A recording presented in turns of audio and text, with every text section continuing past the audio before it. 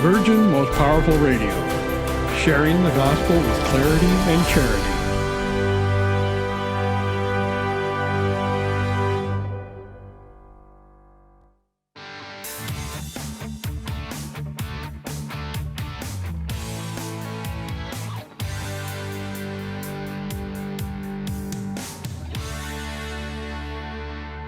Hello and welcome to No Nonsense Catholic. I'm your host, Matthew Arnold, and the confusion stops here. Blessed are the merciful, for they shall obtain mercy. Today we're going to be talking about the 5 virtues of chivalry and how the universal call to holiness should encourage us to follow in the footsteps of our medieval forefathers in the pursuit of spiritual knighthood. But to begin today's program, I want to talk about mercy and indifference. Of course, we hear a lot about mercy these days, and all of us must count on God's mercy for entrance into heaven. In my office at home, I have a framed print of a pre-Raphaelite artist, Edward Burne-Jones, painting of his. And in that painting, there's an armored knight who's kneeling at an outdoor shrine as the corpus of a life-size crucifix reaches out to embrace him. And the painting is called The Merciful Knight, and it illustrates the 11th century story of Sir Jean Galbert, who was a knight that forgave his enemy when he could have destroyed him, and how he was then rewarded by this miracle in token that his act of mercy had been pleasing to God. Mercy is one of the great qualities of Christian chivalry, which we're going to be talking about today. But what is mercy? Mercy is not punishing a wrongdoer as severely as he deserves to be punished. The motive for mercy is love of neighbor and hope for his renewal. But mercy is impossible without an objective moral standard and the recognition that the wrongdoer's act deserves punishment. I'm something of a collector of Bibles, and I have various translations with notes and commentary from various theological viewpoints. Some of them include charts. I personally benefit from seeing information that's organized visually. That's why I like those so-called infographics on the internet, which are just a fancy name for chart. And there's charts in this one particular Bible that are presented from an evangelical Christian perspective, and so in some cases they're not all that useful to a Catholic, theologically speaking. And a case in point is this one chart called Why Did Jesus Have to Die? That's the heading, and then the chart lays out their reasons. But that's fundamentally the wrong question. The question is not, why did Jesus have to die? The question is, did Jesus have to die? During the agony in the Garden of Gethsemane, Jesus prayed, Father, if it is possible, let this chalice pass from me, yet thy will, not mine, be done. So the question is, could the chalice have passed? In other words, could the redemption still have been accomplished if the cup had been taken away? And it might surprise you to learn that the church's answer is yes. Jesus Christ is God, God the Son, second person of the Blessed Trinity. As God, he is an infinite person, and his every act has an infinite value.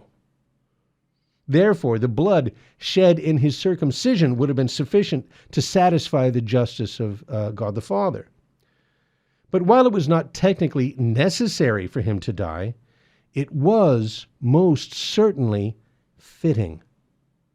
Because our Savior took upon himself the sins of all mankind as our covenant representative, as our new Adam making up for the sin of the first Adam. And our sins merited death. His terrible, brutal, torturous death, that is what we deserve for our sins. So, for a Catholic to say that the death penalty is always and everywhere inadmissible suggests that the person guilty of a capital offense does not deserve a capital punishment. And that, in my opinion, is inconsistent with the revelation of God. Of course, we know capital punishment is not always necessary, And it's certainly possible to show mercy to the guilty, but mercy is impossible without recognizing that capital crimes deserve capital punishment. In order to show mercy, we must first acknowledge justice. Very often in the Arthurian tales, right, the stories of King Arthur's knights, you'll see these villainous knights are overthrown by, say, Sir Lancelot or Sir Gawain or Galahad or whatever, only to cry mercy. And typically their lives are spared by the hero under the condition that they hasten to Camelot, go before King Arthur, admit their guilt, and then submit to his judgment. And in many cases, these recreant knights abandon their bad customs, locking damsels in towers or whatever, and embrace true chivalry and wind up joining the Knights of the Round Table. And that, of course, is the whole point. When the heroes show mercy, they give the recreant knights the chance to do what is right. And at the same time, they demonstrate their belief that even an apostate knight wants to do right and can do what is right. In other words, the mercy shown them aids in their personal struggle to be good, their own personal quest for holiness. And therefore, if a person's action is wrong, if they're guilty, but you withhold just punishment for their own good, for the wrongdoer's own good, then you have performed an act of mercy. And that's no nonsense. But why bring this up? Well, this is important because some Catholics today would withhold due punishment, not from love of the sinner, but from indifference to his sin. And this is not mercy. This is laxity. That is an erroneous conscience where the mind decides on insufficient grounds that the sinful act is really permissible, or that something gravely wrong really isn't that serious. Now, there are good reasons to show mercy, not the least of which is the fifth beatitude that I opened the show with. But there's never any legitimate reason to be lax, because indifference is an insult to God and offers no support to the wrongdoer's effort to be and to do good. It is a sine qua non of the quest for holiness that Catholics have a horror of committing sin. And today it seems that most Catholics, even many highly placed, clergy and politicians, teachers, and so on, have a much greater fear of being considered judgmental. For Catholic leaders to fail to condemn sin, including but not limited to, deviant sexual practice and the Holocaust of abortion, I say for them to fail to condemn such sins is itself the grave error of laxity, an error for which I dare say they have no horror at all. And hence the words of Pope St. Pius X, who said, "All the strength of Satan's reign is due to the easygoing weakness of Catholics." Laxity is a fault that is directly related to the sin of indifferentism, which is the idea that all religions are more or less good and praiseworthy. It is into this indifference that many modern Catholics have fallen. As with so many modern errors, and laxity isn't a modern error, what's modern is that these Catholics will turn to Vatican II for justification. Right? There's always been a laxity, but there hasn't always been a ecumenical council that you could appeal to for justification. After all, they would say, Vatican II, didn't that teach us finally the value of religious liberty? But let me repeat for the 1,000th time that Vatican II did not change the teaching of the Church. It has always and ever been her policy that man's free will must be respected, and consequently there should be no coercion in religion. But it does not follow that all religions are therefore equal. In fact, it is the very Vatican II Declaration on Religious Freedom that states, and I quote, "The Church is, by the will of Christ, the teacher of truth. It is her duty to give utterance to and authoritatively to teach that truth, capital T, truth, which is Christ himself, and also to declare and confirm by her authority those principles of the moral order which have their origin in human nature itself." So the Church has the divinely ordained duty to teach Christ, and to uphold both the divine law and the natural law. Now, there's always people who are going to say that it doesn't matter what you believe as long as you live right. But I tell you that attitude is an insult to God. God sent his own Son into the world to teach us the way to heaven. But if God went to such an extreme to teach us, then it must have been very important to him that we would know and believe what he teaches, rather than believe whatever we please. To say then that it doesn't matter what we believe is not only an insult to God, but it is to imply that there's no difference between truth and error, that both truth and falsehood are equally good, which is nonsense. It's a contradiction. Besides, if it were true that it doesn't matter what we believe, so long as we live right, who would decide what constitutes right living? The state? See, because in that case, execution without a trial, as they have in some countries, would be right. But if not the state, then who? The majority? So when Ireland became the first country to legalize abortion by majority vote, did that make it right? Clearly, without faith in Christ, we cannot live right, which means right in the eyes of God, who so loved the world that he sent his only begotten Son so that everyone who believes in him might not perish, but might have eternal life. The only begotten Son, Jesus, who said, I am the way and the truth and the life, not a way or one way or among many ways or the preferred way, the way. And no one comes to the Father except by me. Now, you can certainly deny that claim, but you cannot pretend that his religion is the same as every other religion. Now, that doesn't mean that there can't be elements of truth in other religions. And we're going to talk about that when we come back. And also talking about the 5 virtues of chivalry, virtues that we need to embrace in our own quest for spiritual knighthood today. Stick with us, VMPR. We'll be right back.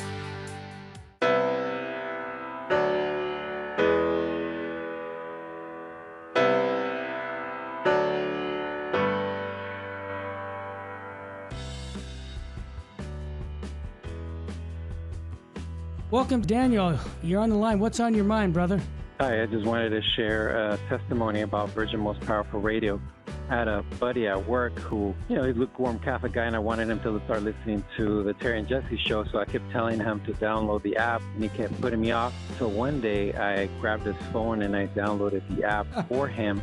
I went on vacation, and I kept telling him to listen to it. He was kind of put me off. I came back from vacation. He comes to my cubicle, and he says to me, hey, man, I've been listening to the Terry and Jesse show, and it's great. And it's made a big impact in his life. The guy, he's going to weekly adoration a couple times a week. He goes to Mass in the morning. He's an on-fire Catholic, and he promotes the Terry and Jesse show in the Virgin Most Powerful Radio. Daniel, what a testimony. And I want to encourage our listeners to get those cards by going to virginmostpowerfulradio.org and do what Daniel's doing. Go out and spread the faith by inviting people to listen to Virgin Most Powerful. Daniel, thanks for your testimony, brother. God love you. You're welcome.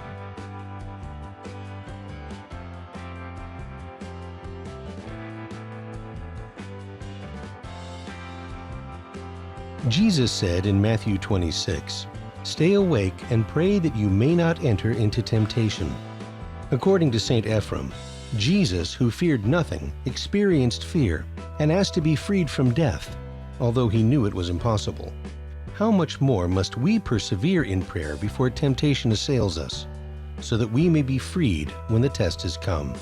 May God grant that we may withstand temptation and carry out his will in all things.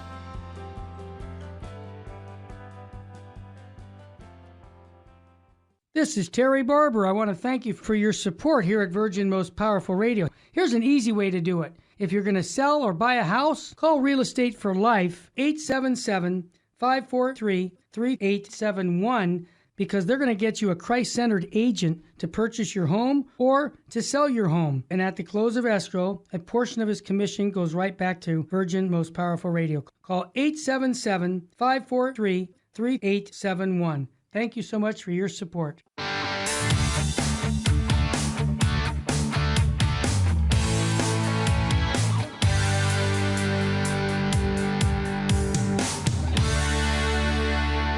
Welcome back to No Nonsense Catholic, your internet home for Keep It Simple Catholicism. Before the break, we were talking about the fact that all religions are not the same, and that is the sin of indifferentism, to think that all religions are basically the same. They're all good and praiseworthy, all leading to the same place just by different avenues. Because Jesus said that I am the way, the truth, and the life, and no one comes to the Father except by me. And again, as I said before the break, you can deny that, but you can't reconcile that as being the same as all these other religions. And that doesn't mean that there can't be elements of truth in other religions, just that they are not all equally true. Again, and this is according to Vatican II, in the Decree on Ecumenism, it says, the Catholic Church rejects nothing that is true and holy in other religions. She regards with sincere reverence those precepts and teachings which often reflect a ray of that truth, capital T, truth, i.e. Jesus, which enlightens all men. So what does that mean? It means that the Catholics reverence the truth wherever it's found, because the truth is Christ. It goes on, indeed, she proclaims and ever must proclaim Christ, the way, the truth, and the life, in whom men may find the fullness of religious life, in whom God has reconciled all things to himself. And that is why Catholics maintain that the Catholic Church alone possesses the fullness of the truth, and that other religions are wrong inasmuch as they disagree with that fullness. As it says in the book of Acts, there is no salvation in anyone else, nor is there any other name under heaven by which we can be saved. Okay. As I often point out, there is from the Church a universal call to holiness, what the medievals called the quest for Christian perfection. This is at the core of what St. Bernard of Clairvaux dubbed the new knighthood, what came to be known as Christian chivalry.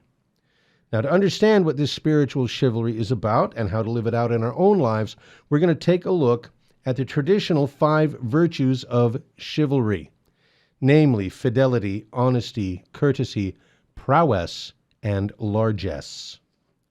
And this is applicable to us all, spiritually speaking, but I'm going to direct my comments particularly at the men in our audience, and that means you. So fidelity comes from the Latin fides, or faith, and that means, first of all, faith in God. Now, I've seen various modern attempts, on the internet to revive the ideals of chivalry, amongst modern men, but without God. And that's a fool's errand. I even recall seeing a question posted on one of these, modern chivalry websites asking if it were possible to be chivalrous without being a Christian. And that's an important question. Certainly there are natural virtues. Certainly there are admirable historical figures like Alexander the Great or Marcus Aurelius and other so-called noble pagans. And, as the word chivalry literally means horsemanship. It comes from the French word cheval, which is horse. Likewise, the German word for knight is Ritter, rider. So what originally distinguished knights from other warriors is the fact that they were mounted on horses. That's why a knight wins his spurs as a symbol of his knighthood. But the institution of chivalry comes down to us via the rule of life that was written for the Knights Templar by St. Bernard of Clairvaux, and his treatise called In Praise of the New Knighthood. What we know as chivalry is, therefore, fundamentally Christian and, more to the point, Catholic. Hence, the theological virtue of faith informs the chivalric virtue of fidelity or loyalty. Now, for the medieval knight, fidelity, this virtue wasn't some abstract concept, because it was woven into the very fabric of his society. First and foremost, of course, it was fidelity to God and the knight's willingness to pursue and practice the theological and moral virtues and to take as an ideal Christ himself, which requires fidelity to his church. Hence, the first commandment of chivalry is, thou shalt believe all the church teaches and shall observe all her directions.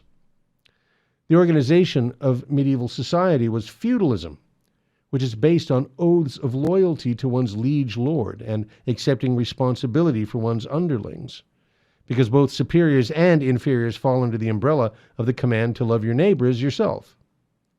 In the 2 great commandments, Christ reveals that we cannot love our neighbor unless we first love God.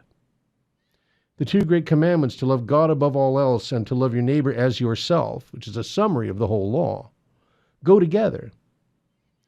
If we want to know what is good and just and noble in terms of the way we treat others, then if we want to truly respect the dignity of others, we must first respect the rights of God. Fidelity includes loyalty to king and country, to your family, to your spouse, to your children, to your neighbor, but to God first. A knight does the right thing simply because it is the right thing to do. But what makes something right in the first place is that it is pleasing to God. The virtuous or chivalrous man is one who makes a habit of living in a way that is pleasing to God. As followers of Christ, we believe that pleasing God and doing what's right in His eyes will also bear fruit in terms of doing what is good for others as well. And vice versa. Remember, Jesus said, whenever you did it for one of the least of my brethren, you did it for me. Therefore, we must not be intimidated by ridicule. The ridicule of the world. It's a powerful weapon against everything that is good and true and beautiful, just to make fun of it. We saw that. I mean, there was a lot of that going on in the presidential debate last night with Mr. Biden referring to Trump as a clown and saying everything this man says is a lie, and he's responsible for all these bad things, which of course he's responsible for the bad economy, which is because of the lockdown, which means that somehow he's responsible for the COVID virus, I guess. But it's a matter of ridicule. And so we have to not be intimidated by those who accuse us of being, that religion is superstitious, or that we're racist or sexist or homophobic, or et cetera, because of our fidelity to the truths about God and man revealed by our religion. Jesus himself said, "Blessed are you when they insult you and persecute you and utter every kind of evil against you falsely because of me. Rejoice and be glad, for your reward will be great in heaven." God comes first, and all good comes from him. Therefore, we must believe that defending the natural law and defending the rights of God is ultimately in the best interests of other people, even our enemies. And so while we of the contemporary spiritual chivalry are not called to the lists, to defend our honor in the joust, we still have opportunities to defend God's honor and our own by standing up for what we believe. The third verse of the book of Jude says, "Beloved, I was just at the point of writing you about the salvation we share when it became necessary for me to write to urge you to fight earnestly for the faith that was once and for all entrusted to the saints." But how many of us shun that kind of confrontation? Thomas à Kempis, in The Imitation of Christ, he says, if only we would exert ourselves and take a firm stand in the battle, we would see how God comes to our aid. For he is always ready to help those who put their trust in him. He even provides occasions for us to do battle so that we will overcome and be victorious. So it's important to see attacks on our faith as opportunities actually provided by God for us to stand up for his honor. And we can gain great merit thereby. And this is an important point because too many Catholics seem to think that it's better and even more in keeping with being a Christian to avoid the fight altogether. And they really think they're doing the right thing. Well, let's give an example. Say somebody disparages the concept of patriarchy, but you don't stand up. You don't stand up for your own fatherhood or for the fatherhood of God. You don't dare suggest that not only is patriarchy not a problem, but that it's actually something that we stand in more need of. We need more patriarchy, not less. And you keep silent for being, for fear of being called bigoted or misogynist or intolerant. And you won't correct anyone because, after all, everybody's equal and everybody's entitled to their own opinion. So all opinions are equal, and to contend with them would be narrow-minded. And some have made like a cardinal virtue, one might even say an idol of this brand of tolerance, to the point that a bishop of the Catholic Church would publicly proclaim that Christ is merely the preferred way to heaven. Now, fidelity among other things, means a rejection of the modern idea that tolerance can be the touchstone of religion. Tolerance is a value, and it can be a virtue, but it's not an absolute one. Bishop Sheen wrote an essay called A Plea for Intolerance. I'd like to read you a little bit from it. He said, America, it is said, is suffering from intolerance. It is not.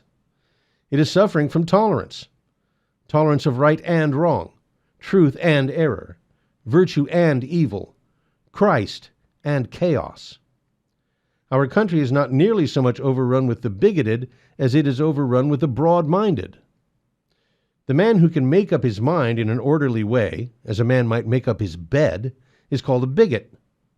But a man who cannot make up his mind any more than he can make up for lost time is called tolerant and broad-minded. A bigoted man is one who refuses to accept a reason for anything. A broad-minded man is one who will accept anything for a reason, provided it is not a good reason. It is true there is a demand for precision, but it is only for precision in scientific measurement, not in logic.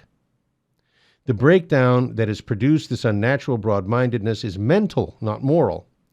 The evidence for this statement is threefold: the tendency to settle issues not by arguments but by words, the unqualified willingness to accept the authority of anyone on the subject of religion, and lastly, love of novelty. And that's more true today than when Sheen wrote these words decades ago. Certain words are now used to cancel a person out without addressing their argument. Patriarchy, white supremacy, systemic racism just shuts down the conversation.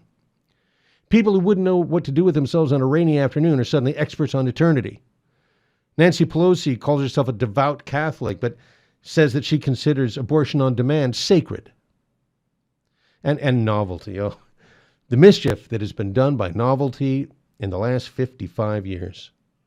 New theology, new morality, new paradigm, new order of the Mass. The virtue of fidelity requires something unchanging to be loyal to. And so fidelity rests on the truths of faith, just as the balance of the chivalric virtues rest on fidelity. And the next virtue of chivalry is the virtue of honesty, which is connected, as you might imagine from the word itself, to the idea of honor, that we should do the right things for the right reasons and consider it an unbearable shame on our reputation and on our conscience to ever do anything dishonorable or dishonest. And we're going to talk about that when we come back with lots more No-Nonsense Catholic here on Virgin Most Powerful Radio. Hey, also want to give you a quick reminder, this coming Friday at 5 p.m. Pacific Time, they're going to have a premiere of a special edition of the Bishop Strickland Show with Bishop Strickland and Father James Altman. Don't miss it, Friday at 5, and we'll be right back after these messages. Stay with us.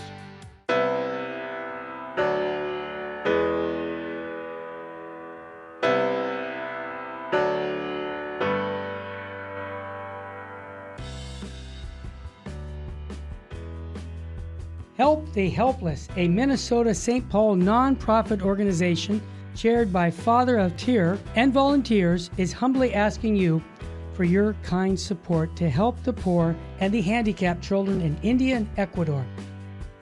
Through financial support from the Help of the Helpless benefactors, the children are provided with clothing, food, education, shelter, and the teachings of the Catholic Church. The mission is to help children thrive and become self-sufficient young adults leading productive lives. We also provide aid to poor families in Ecuador with food baskets, medicines, medical assistance, and help with funeral needs for the deceased. The work in India is done by Father Antonio's organization, St. Mary's. In Ecuador, the work is being done by the Servant Sisters of the Home of Mother. You can call us at 877-762-8857. To learn more, please visit our website, www.helpthehelpless.org. God bless you. If you shop on Amazon.com, there's an easy way to support Virgin Most Powerful Radio. Just visit smile.amazon.com and type in Catholic Resource Center under the desired charity. Now, when you log into your Amazon account and purchase products, A portion of it will automatically go to support Virgin Most Powerful Radio at no cost to you. Thanks in advance for supporting CRC and VMPR, and may God richly bless you and your family.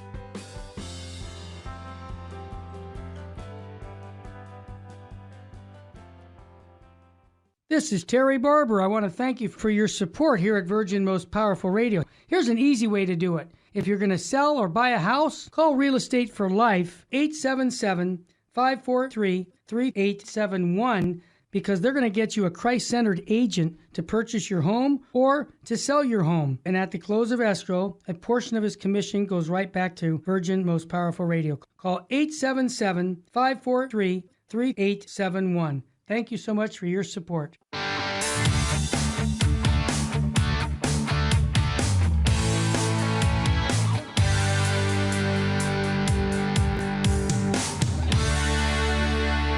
Welcome back to No Nonsense Catholic. We're talking about the 5 virtues of chivalry, and next up is the virtue of honesty, which is connected to the idea of honor. You've heard the old saying, "My word is my bond." Right? This means that the virtue of honesty, the virtue of honor, that if I give my word, it's just as good as having a signed contract. Honesty means keeping our promises, particularly to be faithful to our oaths of baptism. For the married, it's to live up to the vows of matrimony, right? It's not for nothing that adultery is called cheating, because it is an affront to the virtue of honesty. For priests, it means keeping their vows to the church and cooperating with the grace of holy orders. And for the religious, it means to live honestly according to the evangelical counsels of poverty, chastity, and obedience. To have the virtue of honor means to be animated by the pure motives of love of God and neighbor. Being honest, it's about being the same on the inside and as you are, or the same on the outside as you are on the inside. It's about not living a double life. In fact, considering that kind of hypocrisy intolerable, something that would make it impossible for us to live with ourselves. And you look at the scandal of the, in the Justice Department and the intelligence community over the persecution of Donald Trump. So many have trampled on the virtue of honesty. So many men and women have forsworn themselves. Men and women vowed to uphold the law, conspiring against a sitting president, ignoring the law of the land, ignoring the will of the people, even laughing about it. And the same goes for the academy. How many high schools are providing students with dishonest diplomas? Right? A high school diploma is an official declaration that a student has demonstrated sufficiency in math and reading, writing. And yet how many students try to enter college without an adequate mastery of these basic skills? And as for contemporary colleges and universities, many have ceased to be institutions of education at all and have become mere centers of indoctrination. All of this contradicts the virtue of honesty. And perhaps the worst offenders against honesty are the mainstream media. It's come to the point that newspapers, periodicals, television news are entirely partisan and make virtually no attempt at unbiased reporting. I mean, are we so jaded that we cannot see how important it is to restore the virtue of honor, which includes a horror of sin and all that is dishonest and dishonorable? The lack of honesty is tearing our country apart. Jesus said, "Let your yes mean yes and your no mean no. Anything more is of the evil one," the devil. This divine teaching is reiterated by St. James, who warns, "Let your yes mean yes and your no mean no, that you may not incur condemnation." We forget there are consequences to our sins. In his classic book on chivalry, Léon Gautier said, "There is more than one kind of chivalry, and lance thrusts are not everything. In place of the sword, we have the pen. In place of the pen, we have speech. In place of speech, we have honor in our lives." Honor, it's a keynote of chivalry, and it proceeds from the virtue of honesty. And next up, we have an often misunderstood virtue, which is the virtue of courtesy.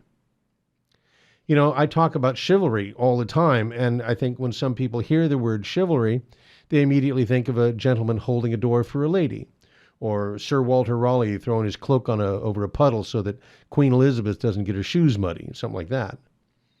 But that's not chivalry, that's courtesy. Courtoisie, courtliness. It's important.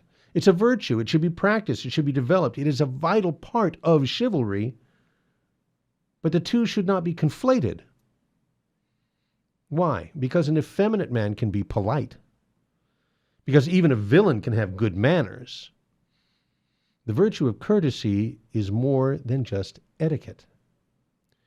As human beings, we are comprised of both soul and body, and therefore we can and should show respect for others by the way that we behave outwardly. But courtesy as a chivalric virtue is not merely external. A chivalrous man's courtesy as a virtue, must proceed from the habit of living and acting in a way that pleases God. And true courtesy stems from a deep conviction about the goodness and worthiness of other people who are made in God's image. Courtesy is a presumption of goodwill. It is a willingness to treat other people rightly because it is pleasing to God. Therefore, to do unto others as you would have them do unto you, even if they do not reciprocate, and even if we're not always treated rightly in the first place. Courtesy is a refusal to lower ourselves because others are discourteous to us. According to the chivalric code of war, it was considered a loss to win in an uncourteous way. You know, there was an honorable way of entering into combat and a dishonorable way as well. The stories of the Knights of the Round Table are full of examples of courteous knights who would not fight an opponent who was disarmed or take advantage of a wounded enemy. Likewise, even if your battlefield is Facebook or Twitter, defense of the Catholic faith is not about winning arguments. Even though we firmly believe that we are on the side of right, that doesn't justify a win at any cost kind of attitude. In our dealings with others, we must be unwilling to compromise our courtesy, unwilling to do what is unjust, unwilling to tell lies, unwilling to indulge in logical fallacies, unwilling to ruin the reputation of others. We should always strive to show people proper respect, even if we disagree with them. But that does not mean that you may not defend God's honor whenever your good or your neighbor's good requires it. And courtesy has always been an aspect of any martial society, any militant culture. Think of the elaborate code of the samurai in feudal Japan. Even in the Wild West, there was a preoccupation with courtesy because every man carried a gun. You know, they used to say God made man, but Colonel Colt made them equal. You know, in the original Western novel, Trampas calls the Virginian a son of a you-know-what. And he responds, when you call me that, smile. Because his courtesy would allow him to take a joke, but not to suffer an insult to his honor. And his response, his courteous response, offers Trampas an honorable way out of his discourteous behavior, so that they might avoid a gunfight.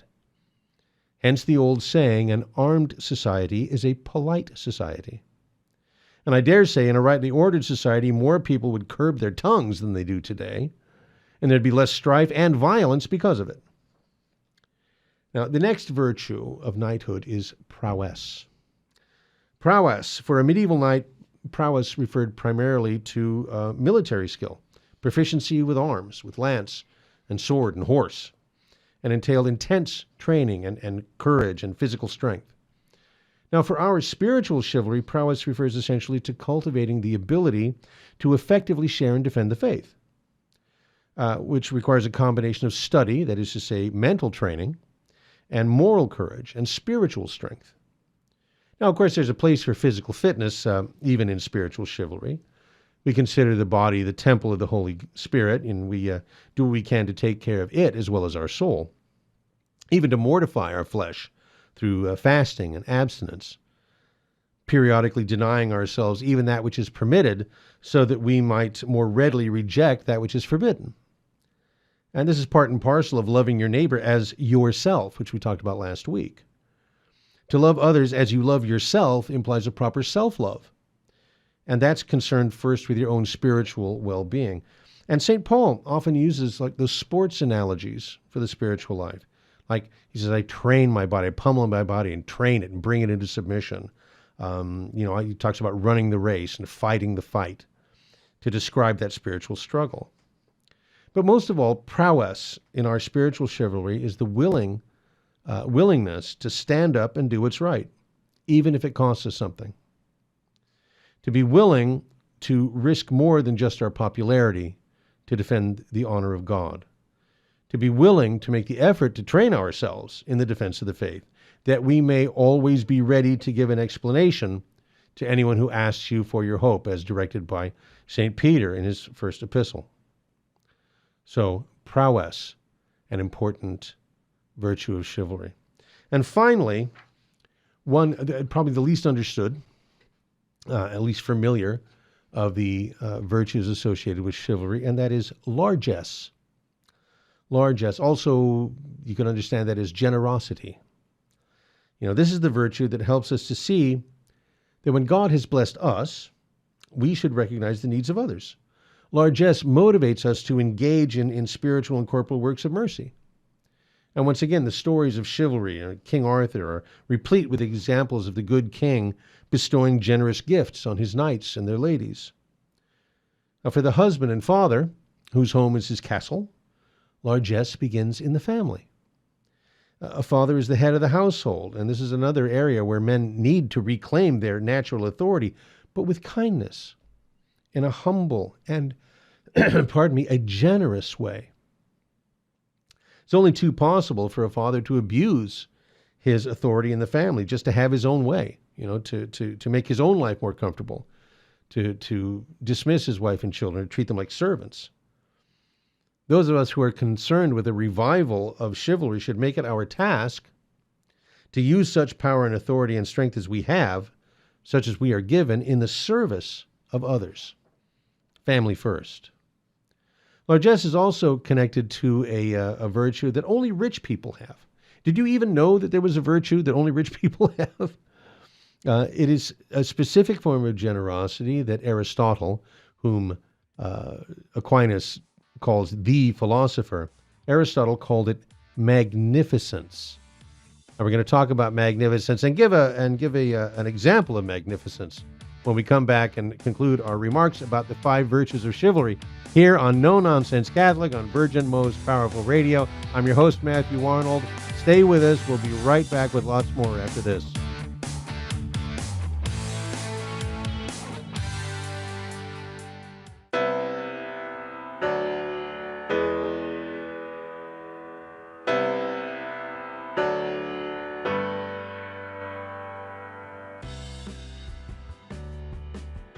Hi, this is Jesse Romero from the Terry and Jesse Show, also from Jesus 911. Let's face it, we all need to use the internet, but we need screen accountability. Why? Pornography is a huge problem, especially on the internet. And every time we tap into the internet, we get bombarded with images and temptations that degrade our humanity. So we need Covenant Eyes to block these pornographic sites and advertisements from infiltrating our lives. Covenant Eyes helps us take custody of our eyes and custody of our intellect. So I recommend you go to covenanteyes.com and type in the promo code VMPR to support the network. Protect yourself and your family from the imminent threats on the internet. www.covenanteyes.com, code VMPR, live porn free. Thank you for listening to Virgin Most Powerful Radio. Thank you. God bless you. Keep the faith. Jesus said in Luke 17, "When you have done all that you were ordered to do, say, 'We are unprofitable servants. We have only done our duty.'" According to St. John of the Cross, God is pleased with the little deeds we do in secret. He takes more pleasure in these than in a multitude of grand works that we may do out of the desire to be seen by others. May God help us to do the things that please Him, and not just to appear great in the eyes of others.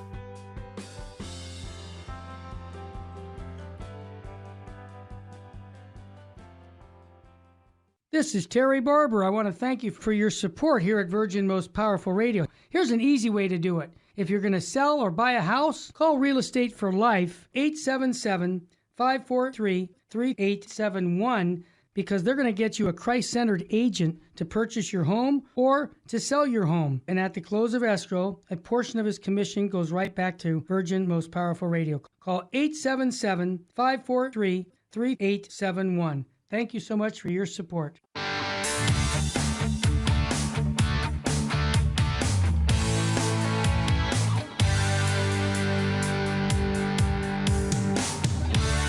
Welcome back.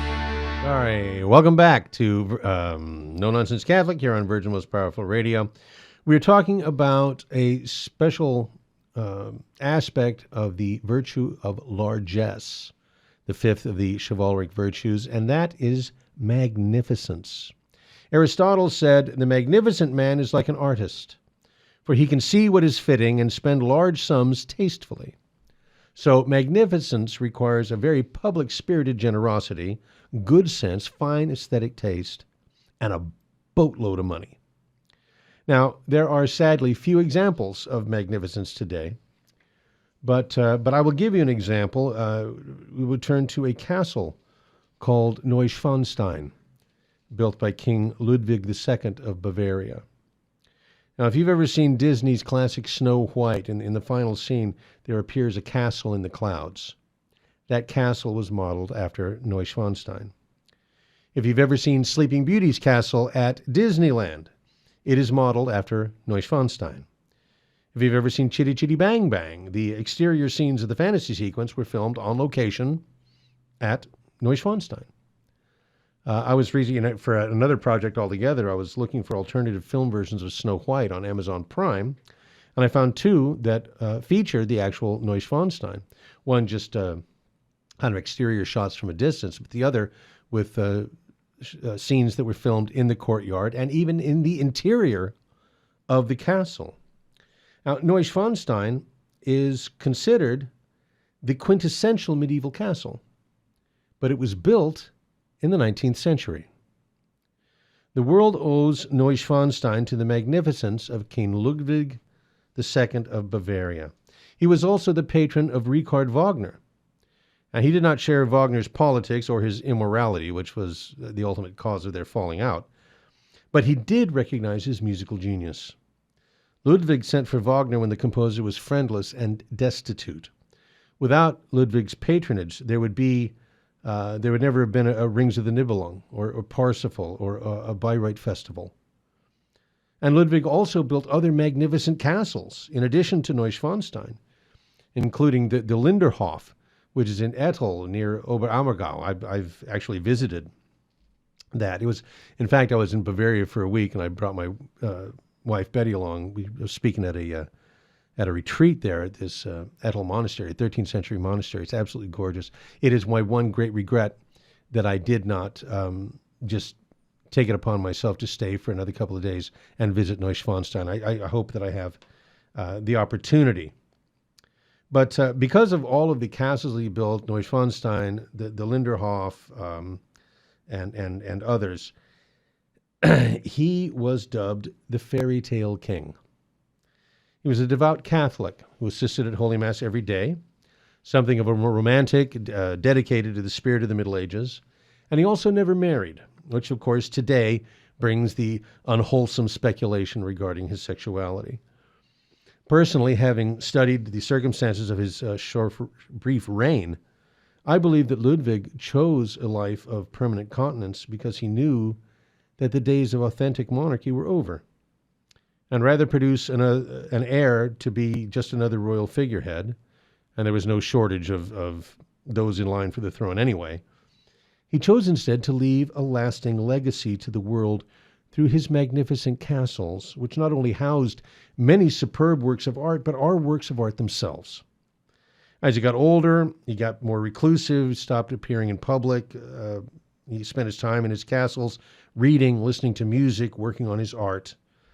And before he began construction on Neuschwanstein, certainly his most famous and celebrated work, he wrote to Wagner about his motivation. He said, "I am planning to rebuild the old castle ruins of Hohenschwangau in the true style of German medieval castles. This spot is one of the most beautiful one can find, sacred and inaccessible." It is. It's in a remote, on a mountain in a forest. It's absolutely gorgeous. "A worthy temple for the divine friend, source of the world's only true blessing and salvation." He's referring, of course, to Christ, truly present in the Blessed Sacrament. Unfortunately for Ludwig, not everyone appreciated his magnificence. He borrowed a great deal of money to have the ready cash for construction, but he also had an immense fortune amassed by the Bavarian royal family over some 8 centuries. So, in other words, he was good for the loan. But that didn't thrill his extended family, who all wanted their piece of the pie on his passing, and nor did it please his liberal government that wanted a less extravagant and more easily managed monarch. Right, Bavaria had become a constitutional monarchy with a parliament and all that. So together they conspired against the king and sought to have him declared insane and therefore unfit to rule. And one thing offered in special proof of his insanity was that he invested money in an inventor who was building a flying machine. See, everybody could see how crazy it is to think that man could fly until a few years later when the Wright brothers unveiled their airplane. In point of fact, Ludwig was instrumental in raising the educational level of the common people of Bavaria by building schools and colleges like a medieval king. Besides being Wagner's patron, he created an Academy of Fine Arts, the Institute of Technology in Munich. He patronized the Wittelsbach Foundation, supporting arts and crafts, and was also one of the first supporters of the Red Cross, which became an important international humanitarian organization. It's no wonder the people loved him. And Ludwig hated political intrigue, but he was destined to become its victim. Parliament spread false stories that were printed in the newspapers about him colluding with the French. The story had to be retracted a week later, but, once the lie's out there, the damage is done. He's subjected to repeated false accusations in Parliament, including that he was building a prison for his enemies at Neuschwanstein and other just outrageous lies. Finally, he was forcibly confined at Neuschwanstein, ostensibly to undergo psychological tests, and he suffered real persecution during that imprisonment, not the least discovering that he had already been officially declared insane before the so-called testing even started. His personal servant, Fritz Schwegler, remarked how the king treated everyone, including his persecutors, with a rigid courtesy. He said he registered his amazement at how calm and composed the king was through this ordeal in the last days of his life, when he said he had to have realized the vastness of his betrayal. And he wasn't the only one to notice and to say something after his death. In fact, the king's demeanor had to be explained away as further proof of his insanity, see? That he could continue to so deceive everyone around him, despite his intense madness. The fact that he appeared perfectly normal, that proves he was crazy. Finally, pardon me, on the evening of June 13th, 1886, Ludwig went for a walk on the grounds with his psychiatrist, Dr. von Guden, and they didn't come back from the walk. The story is at 11 o'clock that night, they were found, both of them drowned, floating face down in a lake on the property. Now, we will never know. They just said they died under mysterious circumstances. And we'll never know this side of heaven what really happened. But it's hard not to believe that Ludwig was murdered. He became king at 18. He died at 41. In 1864, early in Ludwig's reign, Wagner somewhat prophetically wrote to a friend, "The young king had me call on him. Today I was led before him. He is unfortunately so noble and brilliant, so magnificent and soulful. I fear his life must vanish like a fleeting stream in this coarse world. If only he can live, he is such an unheard of wonder." Catholic king, knight of the Order of St. George, patron of the arts and sciences, creator of the most beautiful castle ever built. Ludwig of Bavaria is admired by many as a man who sought the ideal of the good and beautiful and found the immeasurable evil of the world. He lives on in the hearts of many as the fairy tale king. And it's funny, though. The argument against magnificence, it's always the same. It's crazy. How can you justify this wasteful spending? Who needs all this splendor? Right? That same argument is used today against magnificent churches. It is the age-old argument of the hypocrite. The argument of Judas when Mary Magdalene anointed our Lord with the precious nard. But Ludwig didn't spend municipal money on his art. And even if he had, as state-run, the state confiscated those things immediately, and as tourist attractions, Neuschwanstein, der Linderhof, the Hohenschwangau, the Hermann Kemsee, have generated municipal income exceeding their cost many times over. Aristotle said of magnificence, the result should be worthy of the expense, and the expense should be worthy of the result, or even exceed it. And the magnificent man will spend such sums for honor's sake, for this is common to all the virtues.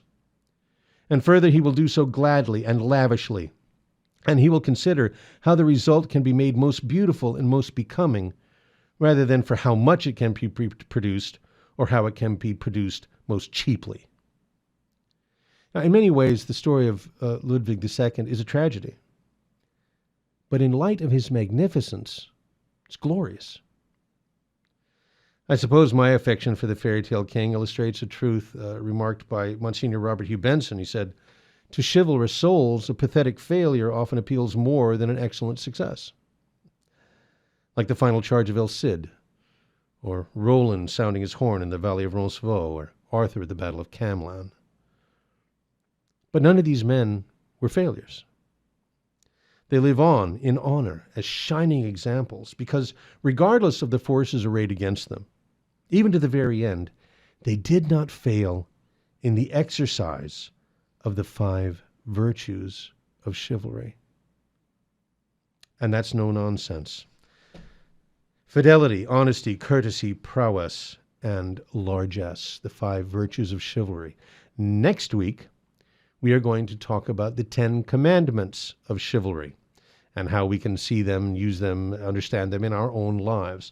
And there's a couple of different lists. The most authoritative, the one that everybody recognizes, was the one compiled by Léon Gautier in his classic work on chivalry. And that's the one that will be the list we'll be looking at next week, beginning with "Thou shalt believe all the church teaches and shalt observe all its directions. Thou shalt defend the church. Thou shalt respect all weakness and constitute thyself the defender of them. Thou shalt love the country in which thou wast born. Thou shalt not recoil before thine enemy. Thou shalt make war against the infidel without cessation, without mercy. Perform scrupulously thy feudal duties. Never lie. Be generous and give largesse to everyone. And be everywhere and always the champion of the right and good against injustice and evil." Chivalry is a high calling, but I would suggest to you that as Catholic Christian men especially, it's not negotiable that the call to chivalry and the call to holiness, which is universal in the church, the quest for Christian perfection, the admonition of Christ, are all one and the same. So we're going to talk about that next week, and I appreciate you being with us. I can tell you right now, if you're listening all the way to the end of the show like this, you are in an elite group, and I am proud to have you with us. Okay, doing it all again next week right here on Virgin Most Powerful Radio. It's No Nonsense Catholic. I'm Matthew Arnold. Until next time, may God richly bless you and your family. In the 1990s, I lived and worked in Hollywood. But when my wife Betty's mom took ill, we relocated to Orange County. And it was during this time in our lives that I converted to Catholicism. Once my eyes were opened to the truth, I couldn't learn enough about the faith. But I had less free time than ever, especially with a long commute. That's when I discovered the real value of Catholic audio. Listening to cassette tapes transformed my daily commute into a miniature retreat.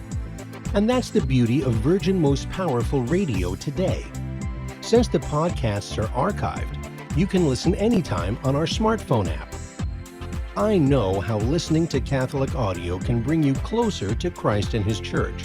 So I encourage you to visit the App Store or go to vmpr.org and download the app today. It just might change your life. I'm Matthew Arnold for Virgin Most Powerful Radio.